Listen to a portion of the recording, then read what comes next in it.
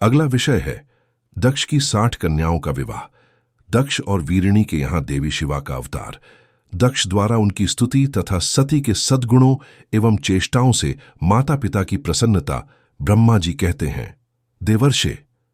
इसी समय दक्ष के इस बर्ताव को जानकर मैं भी वहां आ पहुंचा और पूर्ववत उन्हें शांत करने के लिए सांत्वना देने लगा।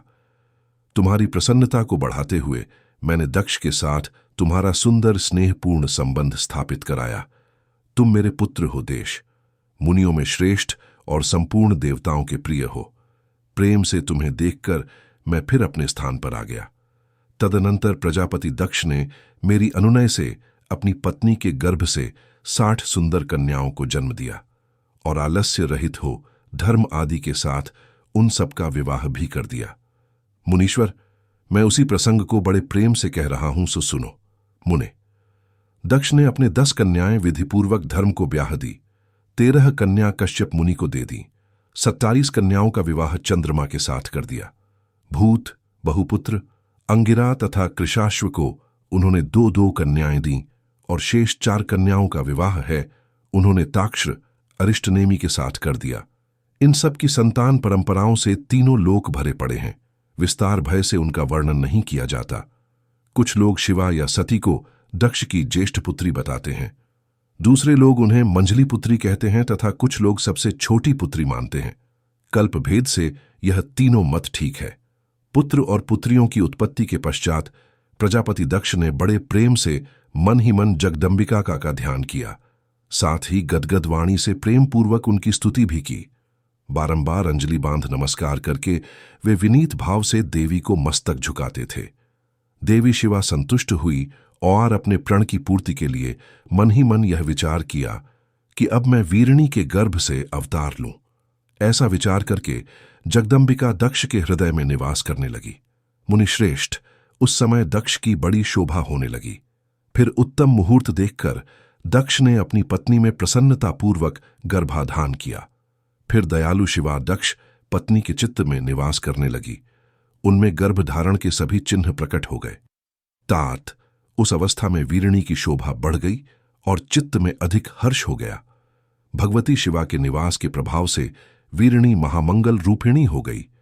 दक्ष ने अपने कुल संप्रदाय, वेद ज्ञान और हार्दिक उत्साह के अनुसार प्रसन्नतापूर्वक पुंसवन आदि संस्कार संबंधी श्रेष्ठ क्रियाएं संपन्न की।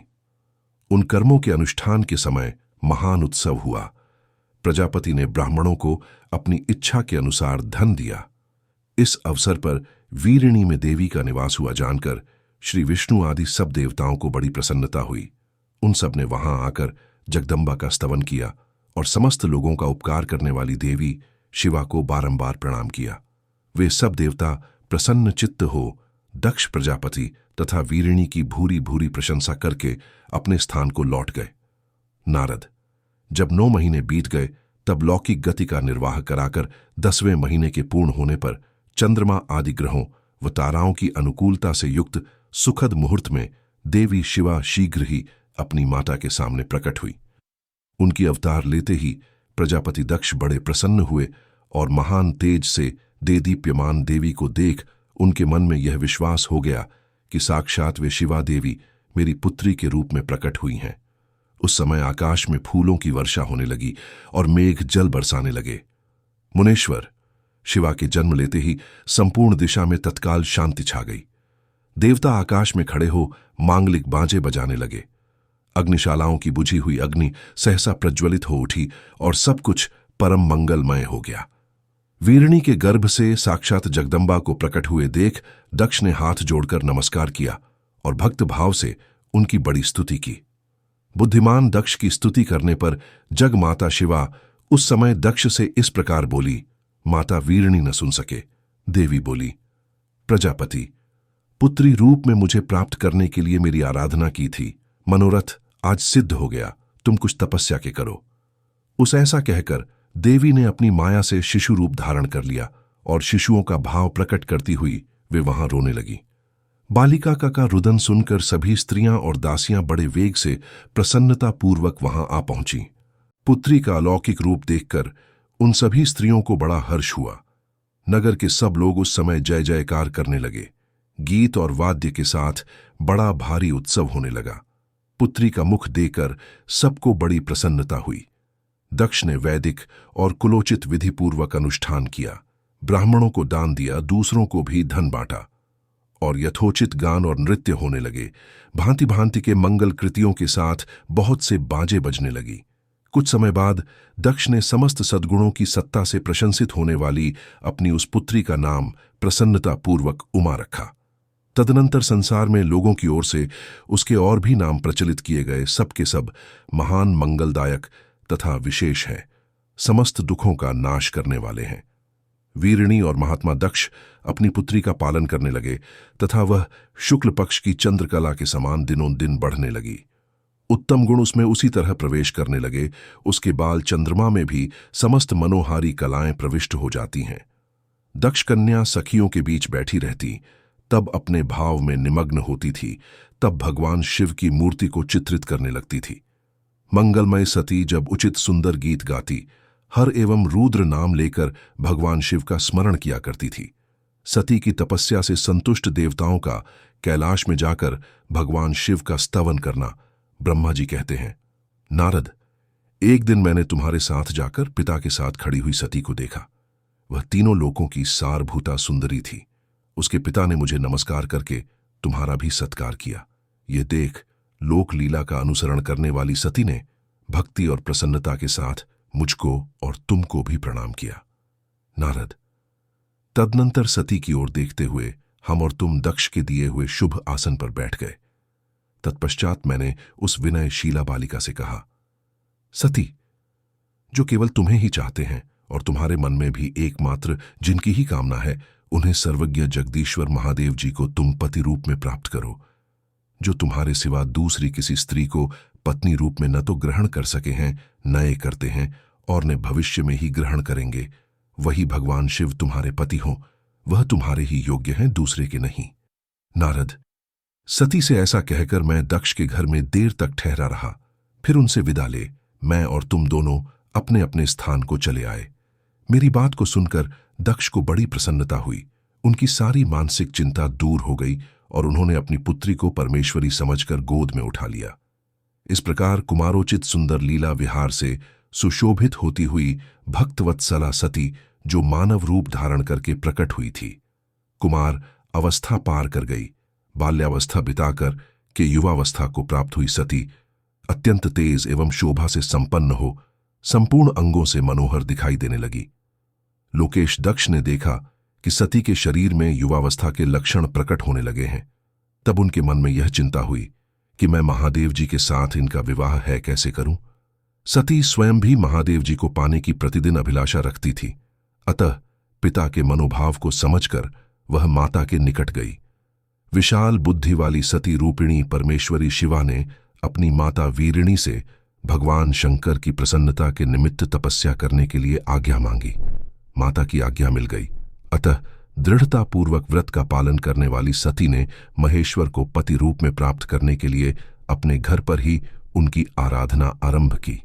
अश्विनी मास में नंदा, प्रतिपदा, सषष्ठी और एकादशी में उन्होंने भक्तिपूर्वक थोड़े भात और नमक चढ़ाकर भगवान शिव का पूजन किया और उन्हें नमस्कार करके उसी नियम के साथ उस मास को व्यतीत किया। कार्तिक मास की चतुर्दशी को सजाकर रखे हुए मालपुओं से शिव की पूजा की ओर चिंतन करने लगी। मार्गशीर्ष मास के कृष्ण पक्ष की अष्टमी तिथि को तिल, जौ और चावल से हर की पूजा करके ज्योतिर्मय दीप दिखाकर अथवा आरती करके सती दिन बिताती थी। पौष मास के शुक्ल पक्ष की सप्तमी को रात भर जागरण करके प्रातःकाल खिचड़ी का नैवेद्य लगावे शिव की पूजा करती थी। माघ मास की पूर्णिमा को रात भर जागकर सुबह नदी में नहाकर गीले वस्त्रों से ही भगवान शिव की पूजा करती थी। फाल्गुन मास के कृष्ण पक्ष की चतुर्दशी तिथि को रात में जागरण करके उस रात्रि के चारों पहरों में शिवजी की विशेष पूजा करती और नटों द्वारा नाटक भी कराती थी। चैत्र मास के शुक्ल पक्ष की चतुर्दशी को दिन रात शिव का स्मरण करती हुई समय बिताती और ढाक के फूलों तथा दवनों से भगवान शिव की पूजा करती थी। वैशाख शुक्ल तृतीया को सती तिल का आहार करके रहती और नए जौ के भात से रुद्रदेव की पूजा करके उस महीने को बिताती थी। ज्येष्ठ की पूर्णिमा को रात में सुंदर वस्त्रों तथा भटकटैया के फूलों से शंकर जी की पूजा करके निराहार रहकर ही वह माह व्यतीत करती थी। आषाढ़ के शुक्ल पक्ष की चतुर्दशी को काले वस्त्र और भटकटैया के फूलों से रुद्रदेव का पूजन करती थी। श्रावण मास के शुक्ल पक्ष की अष्टमी एवं चतुर्दशी को यज्ञोपवित वस्तुओं तथा कुश की पवित्री से शिव की पूजा किया करती थी। भाद्रपद मास के कृष्ण पक्ष की त्रयोदशी तिथि को नाना प्रकार के फूलों और फलों से शिव का पूजन करके सती चतुर्दशी तिथि को केवल जल का आहार किया करती। भांति भांति के फूलों और उससे उत्पन्न होने वाले अन्नों द्वारा शिव की पूजा करती और महीने भर अत्यंत नियमित आहार करके केवल जप में लगी रहती थी। सभी महीनों में सारे दिन सती शिव की आराधना में ही रहती थी। अपने इस मानव रूप धारण करने वाली सती विधिपूर्वक उत्तम व्रत का पालन करती थी। इस प्रकार नंदा व्रत को पूर्ण रूप से समाप्त करके भगवान शिव में अनन्य भाव रखने वाली सती एकाग्र चित्त से बड़े प्रेम से भगवान शिव का ध्यान करने लगी तथा उस ज्ञान में निश्चल भाव से स्थित हो गई। उन्हें इसी समय सब देवता और अर्षि भगवान विष्णु और मुझको आगे करके सती की तपस्या देखने के लिए गए। वहां आकर देवताओं ने देखा सती मूर्तिमयी दूसरी सिद्धि के समान जान पड़ती हैं। भगवान शिव के ध्यान में निमग्न हो उस समय सिद्धावस्था को पहुंच गई थी। समस्त देवताओं ने बड़ी प्रसन्नता के साथ वहां दोनों हाथ जोड़कर सती को नमस्कार किया। उन्होंने भी मस्तक झुकाए तथा श्री हरि आदि के मन में प्रीति आई। श्री विष्णु आदि सब देवता और मुनि आश्चर्यचकित हो सती देवी की तपस्या की भूरी भूरी प्रशंसा करने लगे। फिर देवी को प्रणाम करके भी देवता और मुनि तुरंत ही गिरिश्रेष्ठ कैलाश को गए, जो भगवान शिव को बहुत ही प्रिय है। सावित्री के साथ मैं और लक्ष्मी के साथ भगवान वासुदेव भी प्रसन्नतापूर्वक महादेव जी के निकट गए। वहां जाकर भगवान शिव को देखते ही बड़े वेग से प्रणाम करके सब देवताओं ने दोनों हाथ जोड़ विनीत भाव से नाना प्रकार के स्तोत्र द्वारा उनकी स्तुति करके अंत में कहा, प्रभु, आपकी सत्व, रज और तम नामक जो 3 शक्तियां हैं, उनके राग आदि वेग असह्य है। वेदत्रयी अथवा लोकत्रयी आपका स्वरूप है। आप शरणागत के पालक हैं और आपकी शक्ति बहुत बड़ी है, उसकी कहीं कोई सीमा नहीं है। आपको नमस्कार है। दुर्गापथे, जिनकी इंद्रियां दुष्ट हैं, वश में नहीं हो पाती, उनके लिए आपकी प्राप्ति का कोई मार्ग सुलभ नहीं है। आप सदा भक्तों के उद्धार में तत्पर रहते हैं। आपका तेज छिपा हुआ है। आपको नमस्कार है। आपकी माया शक्ति रूपा जो अहम बुद्धि है, उससे आत्मा का स्वरूप ढक गया है। अतः यह मूढ़ बुद्धिजीव अपने स्वरूप को नहीं जान पाता। आपकी महिमा का पार पाना अत्यंत कठिन ही नहीं, सर्वथा असंभव है। हम आप महाप्रभु को मस्तक झुकाते हैं। ब्रह्मा जी कहते हैं, नारद। इस प्रकार महादेव जी की स्तुति करके श्री विष्णु आदि सब देवता उत्तम भक्ति से मस्तक झुकाया प्रभु शिव के आगे चुपचाप खड़े हो गए। ओम नमः शिवाय।